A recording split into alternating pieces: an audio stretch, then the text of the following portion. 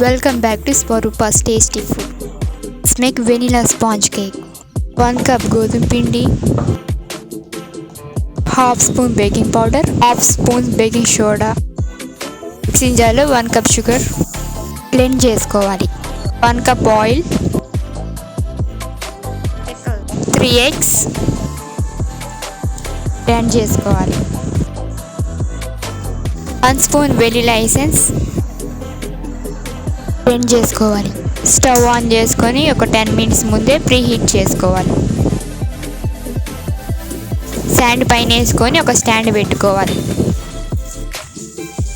Mixie పట్టుకునేది గోధుమ పిండి మిశ్రమంలో కలుపుకోవాలి. కట్ అండ్ ఫ్లోర్ మెథడ్లో మిక్స్ చేసుకోవాలి. ఇలా రిబ్బన్ కట్ టెక్స్చర్ వస్తే సరిపోతుంది. బేక్ చేసుకునే బౌల్లో బటర్ పేపర్ వేసుకోవాలి. డ్రై ఫ్రూట్స్ డెకరేషన్ చేసుకోవాలి. 30 minutes మీడియం ఫ్లేమ్లో బేక్ చేసుకోవాలి.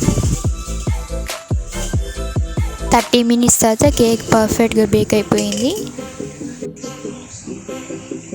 బయటికి తీసి చల్లారనివ్వాలి.